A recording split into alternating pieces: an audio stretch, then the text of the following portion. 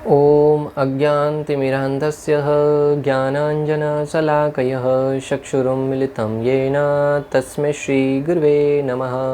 हरे कृष्णा।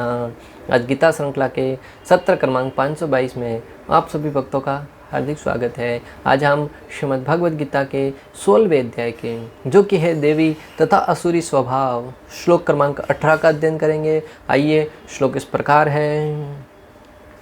अहंकारं बलं दर्पं कामं क्रोधं च संश्रितः माम आत्मा परदेहेषु प्रद्विषन्तो अभ्यसूयकाः।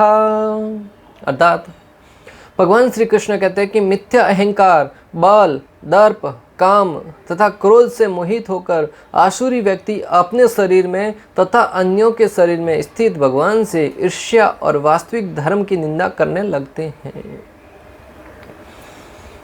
व्यक्ति प्राय आज की तारीख में तो ऐसे लोगों की संख्या दिन ब दिन बढ़ती ही जा रही है जो भगवान से ईर्ष्या करते हैं और साथ ही साथ भगवान की भक्ति करने वालों से ईर्ष्या करते हैं। अनेक प्रकार के आक्रांत आए, उन्होंने लोगों को इसलिए मरवा दिया क्योंकि वो भक्ति करते थे। आज भी जहाँ कई लोग धर्म का प्रचार कर रहे हो, हाथ में माला लिए हो, ललाट पर तिलक लगाए हुए हो, सर पर शिखा रखी हो, वैष्णव वेशभूषा धारण कर रखी हो, उनको आश्चर्य भरी निगाहों से देखते हैं। भले कहीं ट्रेन में जा रहे हो, सार्वजनिक पैलेस पे जा रहे हो, तब जहाँ कोई धर्म का पालन करने वाला व्यक्ति दिखे उसे आश्चर्य भरी निगाहों से देखते हैं, ये ऐसा क्यों कर रहा है। और दूसरी तरफ अगर कोई अमानवीय कार्य भी करता दिखे ना, जैसा कि आज प्राय हो रहा है, अगर कोई लड़का स्त्री के किसी कन्या के साथ दिखे जो सार्वजनिक प्लेस पर करने के लिए पाबंदी है, ऐसा करता हुआ भी दिखे, लोग उसको मॉडर्न ज़माने का व्यक्ति मानते हैं। कोई व्यक्ति नशे का सेवन कर रहा है, कोई सार्वजनिक जगह पर खड़े होकर सिगरेट पीता है या अनेक प्रकार के मादक द्रव्यों का सेवन क्यों न करता हो, उसकी तरफ कोई भी ऐसी निगाहें से नहीं देखता जो धार्मिक अनुष्ठानों का पालन करने वालों की तरफ देखते हैं। तो ऐसे लोगों को प्राय आसुरी प्रवृत्ति के रूप में भगवान श्री कृष्ण देख रहे हैं। भगवान श्री कृष्ण कहते हैं कि मिथ्या अहंकार, ये सब क्यों हो पाता है? अहंकार के कारण। मिथ्या अहंकार जो वास्तविक अहंकार भी नहीं है। अहंकार, वास्तविक अहंकार तो होना चाहिए। वास्तविक अहंकार क्या है? मैं भगवान श्री कृष्ण का दास हूँ, भगवान श्री कृष्ण मेरे स्वामी है, मैं भगवान श्री कृष्ण का सेवक हूँ, मैं भगवान का अंश हूँ। ये अहंकार हमें गर्व होना चाहिए कि मैं परमपिता परमेश्वर भगवान श्री कृष्ण की संतान हूँ। जिस प्रकार प्राय लोग कहते हैं मैं उस कुल में मेरा जन्म हुआ है, मेरे पिता कौन थे तुम्हें पता है, मेरे दादा कौन थे तुम्हें पता है, हमारे पूर्वज कौन थे तुम्हें पता है। जब व्यक्ति को अपने पूर्वजों को लेकर गर्व होता है तो हमें भगवान श्री कृष्ण को लेकर गर्व होना चाहिए, क्योंकि हम सब भगवान श्री कृष्ण की संतान हैं। भगवान श्री कृष्ण ने इस बात की पुष्टि करते हुए भगवद गीता में कहा है, पितामहस्य जगतो माता धाता पितामह, कि मैं ही पिता, माता और परम पिता मैं ही हूँ।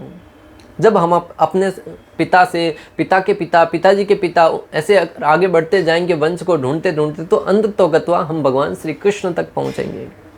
इससे सिद्ध होता है कि परम पिता परमेश्वर हमारे भगवान श्री कृष्ण हैं।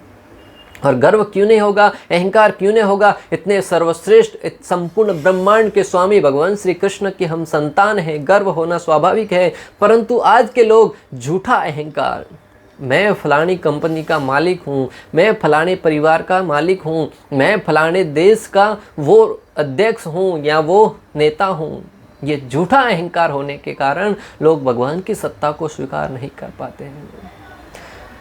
बल, अपने वास्तविक बल को भूलकर इस शारीरिक बल को जो थोड़ा मोटा जिम करके व्यायाम करके प्राप्त करते हैं उसका घमंड आने लगता है।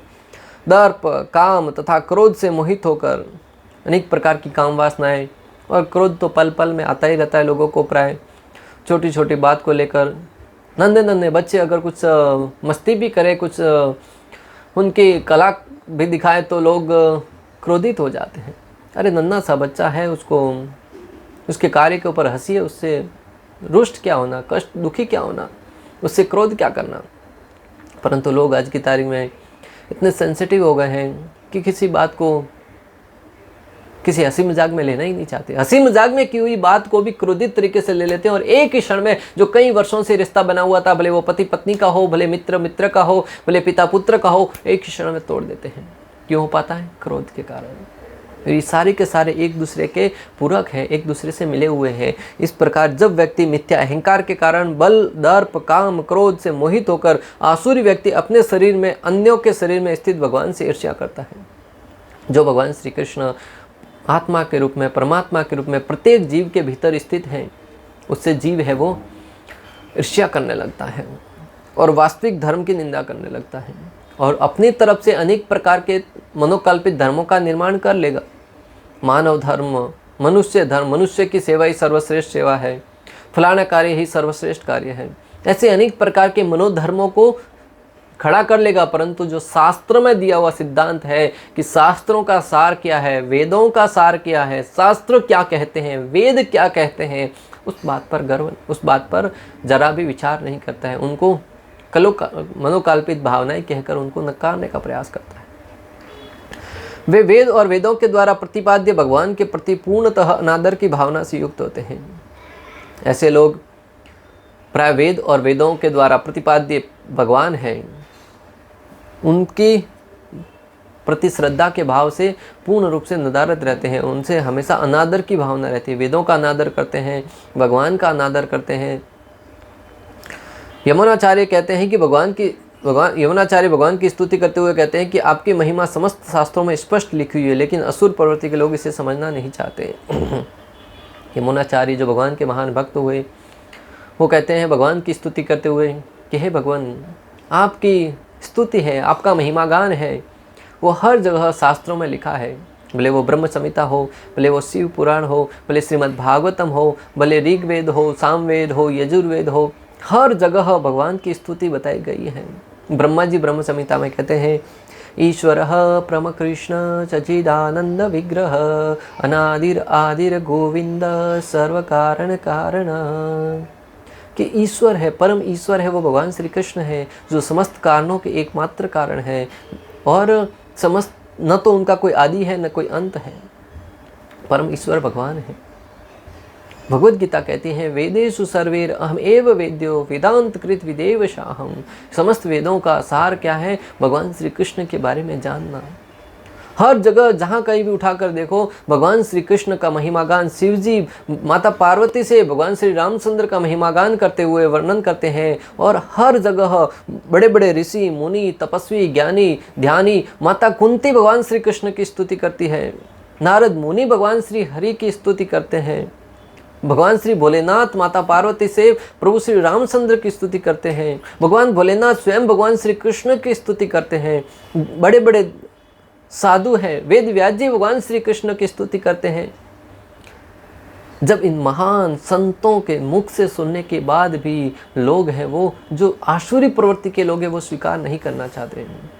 यमुनाचार्य कहते हैं कि आपकी स्तुति, आपका महिमागान हर जगह भरा पड़ा है, परंतु जो असुरी प्रवृत्ति के लोग हैं उसको स्वीकार ही नहीं करना चाहते। श्रील प्रभुपाद कहते हैं कि भगवद गीता भगवान के बारे में इतनी सटीक जानकारी देती है, जब तक कोई निर्लज नालायक न हो इसकी गलत व्याख्या कर ही नहीं सकता। भगवान श्री कृष्ण ने भगवद गीता में स्पष्ट रूप से कहा है कि अहम सर्वस्य प्रभुवो, मैं ही सबका प्रभु हूँ, मैं ही सबका प्रभु हूँ, स्वामी हूँ। पितामहस्य जगतो माता धाता पितामह, मैं सबका पिता माता और परम पिता भी मैं हूँ। जीवलोके ममे वांशो जीवलोके जीवभूत सनातन, कि मैं परम ईश्वर हूँ और सारे जीव है वो मेरे सनातन अंश हैं। हर जगह भगवान ने कहा है कि मैं ईश्वर हूँ, मैं स्वामी हूँ, इतना सटीक जानकारी दी है। जब तक कोई व्यक्ति नालायक निर्लज न हो तब तक इस भगवद गीता की व्याख्या नहीं, गलत व्याख्या नहीं कर सकता। और आज ऐसे नालायक निर्लज लोग बैठे हैं जो भगवद गीता में से भगवान श्री कृष्ण को हटा देते हैं और कहते हैं भगवद गीता काल ने कही है, भगवद गीता तो ब्रह्म ने कही है, भगवद गीता तो शिव बाबा ने कही है, भगवद गीता तो फलाने व्यक्ति ने कही है। ऐसे अनेक प्रकार से लोगों को भ्रमित करने का प्रयास करते हैं और लोग इतने भोले भाले हैं, जनता इतनी ना समझ है कि उन लोगों की बातों में आ जाती हैं। उन लोगों को कहने में आ जाती हैं। जहाँ श्लोक का स्पष्ट उल्लेख है, स्पष्ट अर्थ लिखा हुआ है, वहाँ पे उसका गलत अर्थ निकालकर लोगों को भ्रमित किया जा रहा है और लोग भी भ्रमित हो रहे हैं। एक तरफ तो लोग कहते हैं हम बड़े बुद्धिमान हैं, हम बड़े ज्ञानी हैं, परंतु ऐसे अज्ञानियों के झांसे में आकर अपनी बुद्धि भ्रमित कर देते हैं और भगवान की श्री शरणों से दूर होते हुए चले जाते हैं। हालांकि वो भी साधना करते हैं, तपस्या करते हैं, परंतु गलत मार्गदर्शन के कारण उनका रास्ता है वो गलत हो जाता है। और दिशा जब गलत हो जाए तो जीवन की दशा गलत होना स्वाभाविक है। मान लीजिए हमें जाना किसी स्थान पर है, अगर हम गलत रास्ता पकड़ लें, जा रहे हैं, मेहनत कर रहे हैं, चल रहे हैं, परंतु उस गंतव्य तक पहुंच पाएंगे जहाँ हमें जाना है? नहीं, हम पहुंचेंगे परंतु गलत दिशा में। जितना गलत आगे जाएंगे, उल्टा एक स्थान पर रहने से तो वो और गलत हो गया, क्योंकि वापस जितना गए थे उतना वापस आना पड़ेगा। इसलिए जीवन में प्रामाणिक मार्गदर्शक का होना बहुत आवश्यक है भक्तों। वे मिथ्या अहंकार, बल, मद, काम और क्रोध का आश्रय लेते हैं और मुझ भगवान का अनादर करते हैं, जो सभी के और उनके भी नियामक और पालक हैं। ऐसे लोग, ऐसे दम्भी लोग, अहंकारी लोग भगवान श्री कृष्ण के श्री चरणों का आश्रय नहीं लेते हैं और उन भगवान श्री कृष्ण का अनादर करते हैं जो सबके नियामक हैं, सबके पालक हैं। भगवान श्री कृष्ण किसी से भेदभाव नहीं करते हैं। सम्मो अहम सर्वभूतेषु न मे द्वेष्यो अस्ति न प्रियः ये भजन्ति तुम मां भक्त्या मयि ते तेषु स अपि अहम्। भगवान श्री कृष्ण कहते हैं मैं किसी से भेदभाव नहीं करता हूँ, हर एक जीव के साथ सम्मानता का व्यवहार करता हूँ। सम्मो अहम सर्वभूतेषु न मे द्वेष्यो अस्ति न प्रियः, मैं किसी से द्वेष नहीं करता हूँ। भला अपने संतान से कौन द्वेष करेगा? परंतु आगे कहते हैं हाँ, निश्चित रूप से ऐसा है कि जो कोई मुझसे प्रेम करता है उसके साथ विशेष प्रकार का आदान प्रदान करता हूँ। जिस प्रकार एक पिता अपने हर एक संतान, मान लीजिए 5 पुत्र हैं, हर एक के साथ प्रेम करता है, हर एक के साथ उसकी आवश्यकताओं की पूर्ति करता है, अपने जमीन जायदाद में से हर एक को हिस्सा देता है, परंतु प्रेम किससे करेगा? जो बच्चा उस पिता के साथ आदान प्रदान करेगा, जो पुत्र उस पिता की सेवा करेगा। तो उसी भांति भगवान श्री कृष्ण है, वो भी हर एक जीव के ऊपर दृष्टि से उसके ऊपर उसके लिए सारी आवश्यकता पूर्ण करते हैं। बारिश होती है, कभी भगवान ने कहा कि नहीं ये व्यक्ति भक्ति नहीं करता, इसके घर पे बारिश नहीं होगा, इसके खेत में बारिश नहीं होगा। सूर्य देव कभी उगता है, कहा है कि नहीं ये भक्ति नहीं करता, इसके घर में सूर्य उदय नहीं होगा। सारे के सारे प्रकृति से प्राप्त होने वाली वस्तुएं हैं, भले फल हो, फूल हो, अनेक प्रकार की खाद्य सामग्री है, प्रत्येक व्यक्ति को उसकी इच्छा के अनुरूप प्रदान की जाती है, उसकी आवश्यकता के अनुरूप प्रदान की जाती है। हाथी को उसकी आवश्यकता अनुसार, मनुष्य को उसकी आवश्यकता के अनुसार, छोटे से प्राणी को उसकी आवश्यकता अनुसार, परंतु प्रदान सबको करते हैं। यह है भगवान की महानता। प्रत्येक जीव की सेवा करते हैं, परंतु जीव इतने निकृष्ट हो जाते हैं, इतने भगवान के प्रति अपनी जो भगवान की महिमा गान करना तो दूर की बात है, उनसे द्वेष करने लगते हैं। तो भगवान है वो सबके रक्षक है, सबके नियामक है, सबके पालक है, परंतु जीव है वो भगवान से विद्रोह करने के कारण जो इस भौतिक जगत में आया हुआ है, यहाँ पर रहकर भी भगवान से विद्रोह करता है और भगवान श्री कृष्ण के धाम में जाने के लिए प्रयास नहीं करता है। साथ ही वे वेदों का अनादर करते हैं जो मेरा वर्णन करते हैं। वे कुतर्कों के द्वारा वेद और मुझ में दोष की बुद्धि करते हैं। और साथ ही साथ ऐसे लोग वेदों को अनेक प्रकार से अनादर करते हैं और साथ ही साथ वेद जो भगवान श्री कृष्ण के महिमागान करते हैं उनका भी अनादर करते हैं कुतर्कों के द्वारा। जैसे कहते हैं कि भगवान ने वस्त्र हरण क्यों किया? अरे भगवान है जिसका वस्त्र हरण हो रहा है उनको कोई प्रॉब्लम नहीं है, जो वस्त्र हरण कर रहा है उनको कोई प्रॉब्लम नहीं है। उस समय के जो आचार्य हैं, जो सुखदेव गोस्वामी जो विरक्त हैं पूर्ण रूप से, उन भगवान की उन लीलाओं का महिमागान कर रहे हैं, उनको कोई प्रॉब्लम नहीं है। वेद व्यास जी जो समस्त शास्त्रों के संकलन करता है, जिन्होंने शास्त्रों को लिपिबद्ध किया है, उनको कोई समस्या नहीं है। जिनका वस्त्र हरण हो रहा है उनके घर वालों को कोई समस्या नहीं है। फिर आज के तथाकथित लोगों को उससे क्यों समस्या है? ये ऐसा इसलिए है क्योंकि वो भगवान से द्वेष करते हैं। जब भगवान कहते हैं कि संपूर्ण ब्रह्मांड के वो स्वामी हैं, प्रत्येक जीव के वो स्वामी हैं, तो उनकी संपत्ति के साथ जो वो जैसा करना चाहे वैसा कर सकते हैं। और उस परिस्थिति में भगवान ने किसी के साथ जबरदस्ती नहीं की, उनके साथ लीला का आदान प्रदान कर रहे हैं जो उस जीवों को भी आनंद प्रदान करने वाला है, और भगवान है वो उस आनंद को देखकर आनंदित होते हैं। भगवान किसी भौतिक काम वासनाओं से वशीभूत होकर नहीं करते भक्तों। हम प्राय इतनी निकृष्ट बुद्धि में रहते हैं कि हम भगवान को, महात्माओं को, साधु संतों को भी हमारी दृष्टि में लाकर खड़े कर देते हैं और गलती वहीं कर बैठते हैं। कहते हैं भगवान ने माखन चोरी क्यों किया? अरे जिसके घर पे चोरी होता था वो तो आतुर रहते थे कि भगवान आकर हमारे घर पे चोरी करे। जिस दिन श्री कृष्ण उनके घर पे जाकर माखन नहीं खाते थे, वो जाकर देखते थे आज कृष्ण क्यों नहीं आए। इसका अर्थ है कि उनको माखन चोरी करवाने में आनंद आता था, श्री कृष्ण की सेवा करने में आनंद आता था भक्तों। कहते मटकियां फोड़ते, अरे जिस मटकियां श्री कृष्ण फोड़ते हैं तब उस गोपियों को आनंद की अनुभूति होती थी। ये भगवान की लीला में प्रकट हुए हैं, वहां पे भगवान की लीला में सहायता करने के लिए। भगवान श्री कृष्ण क्या करते हैं क्या नहीं करते हैं उससे आज के जीवों को अत्यधिक समस्या है। भगवान ने क्या कहा है उसको कोई पालन नहीं करता, परंतु भगवान ने क्या किया है उसके ऊपर हर एक उंगली उठाता है। हमें करना वो है जो भगवान कहते हैं, हमें वो नहीं करना जो भगवान ने किया है। अगर करना चाहते भगवान ने किया वो, तो प्रभु श्री रामचंद्र के आदर्शों को जीवन में उतारिए। भगवान श्री रामचंद्र के रूप में आए तब उन्होंने अपने आदर्श के द्वारा बताया कि व्यक्ति को जीवन कैसे जीना चाहिए।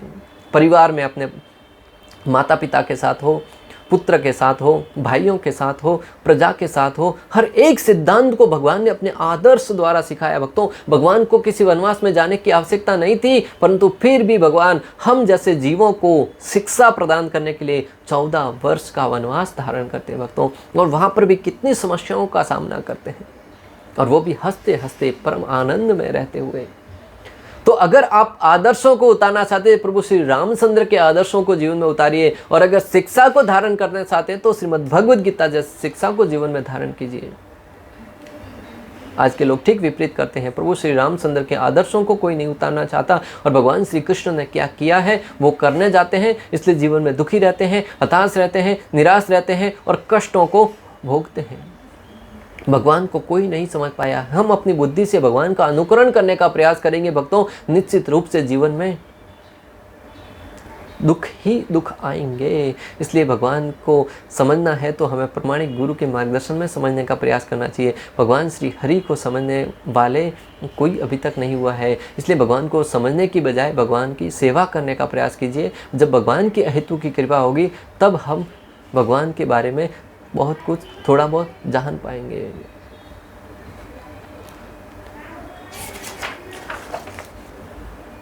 उनके मिथ्या अहंकार के कारण वे ऐसा करते हैं कि मैं ही स्वतंत्र रूप से सब कुछ कर रहा हूँ। और ऐसे असुर प्रवृत्ति के लोग मिथ्या अहंकार के कारण उनको ऐसा लगता है कि मैं ही सब कुछ कर रहा हूँ। अगर भगवान के कार्यकलापों को देखा जाए तो लोग भगवान ने जो वस्त्र हरण किया उसको तो देखते हैं, परंतु भगवान ने वस्त्र प्रदान किया उसका महिमा गान कोई नहीं करता। भक्तों को छोड़कर भगवान ने जब गोपियों का वस्त्र हरण किया उसमें उनकी कहीं लाज नहीं गई, उनके अपयश के बारे में कहीं चर्चा नहीं हुई, बल्कि उनका महिमा गान हुआ। और दूसरी तरफ जहाँ द्रौपदी का वस्त्र हरण हो रहा था वहाँ भगवान श्री कृष्ण वस्त्र के रूप में परिवर्तित होकर द्रौपदी की लाज बचाते हैं। यह है भगवान की महानता। अपनी शक्ति का आश्रय लेकर वे सोचते हैं मैं ही अकेला विजेता हूँ। और ऐसे असुर प्रवृत्ति के लोग हैं, वो अपनी शक्ति का सहारा लेकर, शक्ति का आश्रय लेकर वे सोचते हैं कि मैं ही एकमात्र विजेता हूँ और मैं ही भोगता हूँ। कंस का दृष्टांत भक्तों, कंस अक्रूर जी से कहते हैं कि तुम जाओ और कृष्ण को लेके आओ, कृष्ण को इधर लाकर मैं मार दूंगा और फिर मैं स्वामी बन जाऊंगा सबका, मैं सबका भोक्ता बन जाऊंगा। अक्रूर जी कहते हैं, मन ही मन सोचते हैं, कह तो नहीं पाते हैं कि प्रयास करके देख लो, होना तो वही है जो भगवान की इच्छा है और बाद में होता भी वही है जो श्री कृष्ण की इच्छा होती है। भक्तों, कंस का वध होता है और सारी की सारी प्रजा है वो कंस के अत्याचारों से मुक्त हो जाती है। इस भौतिक जगत में भी कंस की भांति अनेक लोग प्रयास तो कर रहे हैं, मैं ऐसा कर लूँगा, मैं वैसा कर लूँगा, मैं वो कर लूँगा, मैं वो कर लूँगा, परंतु अनंतोगत्वा होता वही है जो भगवान श्री कृष्ण की इच्छा होती है। भगवान है वो अपनी इच्छा मात्र से सब कुछ संपन्न कर देते हैं। कोरोना काल में अनेक लोगों ने अनेक योजनाएं बनाई थी, परंतु हुआ क्या? जो भगवान की इच्छा होती है। हम अपनी शक्ति से कितना ही प्रयास क्यों न कर ले, परंतु अनंतो गत्वा हमें भगवान श्री कृष्ण की शक्ति पर आश्रित तो रहना ही पड़ता है। द्रौपदी पहले भीष्म पितामह के पास जाती है अपने लाज बचाने के लिए, द्रोणाचार्य के पास जाती है, धृतराष्ट्र के पास जाती है, कृपाचार्य के पास जाती है, अपने 500 पांडवों के पास जाती है, और अंत में जब कहीं से सहायता की आस नहीं जगती तो स्वयं अपने हाथों से उस साड़ी को पकड़कर अपनी लाज बचाने का प्रयास करती है। परंतु अनंतो गत्वा जब भगवान श्री कृष्ण गोविंद की शरण में जाती है तभी उनकी रक्षा होती है। उसी भांति भक्तों, हमें अपनी तरफ से प्रयास करना है, परंतु साथ ही साथ हमें ये ध्यान रहना चाहिए कि होगा वही जो श्री कृष्ण की इच्छा होगी। इसलिए कर्मण्यवाधिकारस्ते मां फलेषु कदाचन, हमें कर्म करना है परंतु फल की इच्छा नहीं करनी है, फल भगवान पे छोड़ देना है। भगवान ने अर्जुन से कहा कि तुम कर्म करो, कर्म का अधिकार है तुम्हारे लिए, पर फल की इच्छा मत करो। फल वही होगा जो मेरी इच्छा होगी, और भगवान की इच्छा वही होगी जो धार्मिक होगा, जो हमारे लिए श्रेष्ठकर होगा।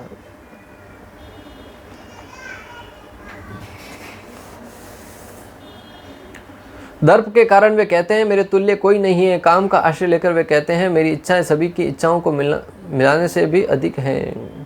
दर्प के कारण वे लोग कहते हैं कि मेरे तुल्य कोई नहीं है, सर्वश्रेष्ठ मैं ही हूँ।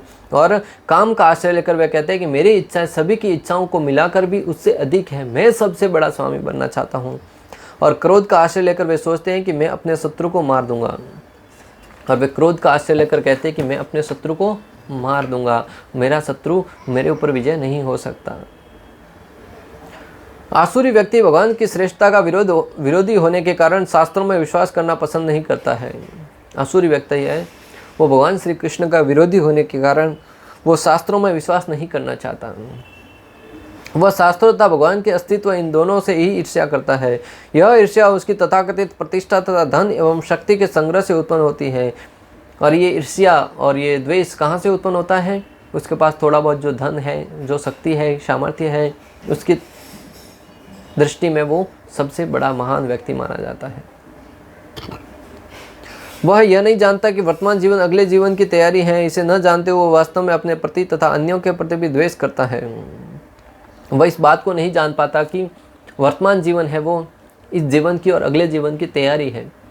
वो इस अपने अहंकार के कारण इस सिद्धांत को नहीं जान पाता। वह अन्य जीवधारियों की तथा स्वयं अपनी हिंसा करता है। वह भगवान के परम नियंत्रण की चिंता नहीं करता क्योंकि उसे ज्ञान नहीं होता।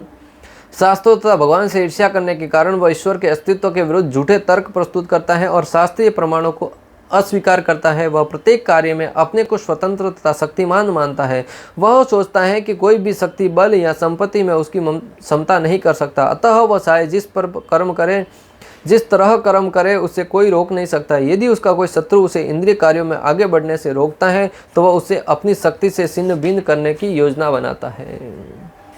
श्रील प्रभुपाद तात्पर्य में बहुत ही सुंदर ढंग से समझाते हैं भक्तों। पूरे के पूरे श्लोक का सार बताते हुए कहते हैं कि ऐसा अहंकारी व्यक्ति अपनी ही अध्यक्षता में सारे कार्य संपन्न करवाने के विषय में विचार करता है और उस नीति को, उस नियम को लागू करने का प्रयास करता है और उस रास्ते में जो भी लोग आते हैं उनको रास्ते से हटाने में पीछे नहीं हटता है। भले वो कोई भी व्यक्ति, कोई भी शक्ति हो, उसको रास्ते से हटाना चाहता है। भले वो व्यक्ति हो, भगवान हो या कोई भी हो, उसको उस रास्ते में नहीं आने देना चाहता। दृष्टांत के लिए हिरण्यकशिपु अपने आप को भगवान बनाने के लिए भगवान श्री विष्णु, भगवान श्री कृष्ण को भी शास्त्रों से हटाकर अपनी सत्ता वहाँ पर स्थापित करने के लिए, अपनी पूजा करवाने के लिए भगवान हिरण्यकशिपु की पदवी स्वीकार करता है स्वतः ही। इस प्रकार आज की तारीख में भी जिसके अंदर भी ऐसे गुण हैं, ऐसी भावना है, वे सब आसुरी प्रवृत्ति है। ऐसा भगवान श्री कृष्ण भगवद गीता के माध्यम से हमें स्पष्ट संदेश दे रहे हैं। इस प्रकार श्लोक क्रमांक 18 का भक्ति वेदांत तात्पर्य पूर्ण हुआ। अंत तक हमारे साथ बने रहने के लिए आप सभी का हृदयपूर्वक, प्रेम पूर्वक बहुत बहुत धन्यवाद। श्रील प्रभुपाद की जय। श्री श्री राधा गोपीनाथ भगवान की जय। श्रीमद् भगवद गीता की जय। हरे कृष्णा कृष्ण कृष्ण हरे हरे, हरे राम राम राम।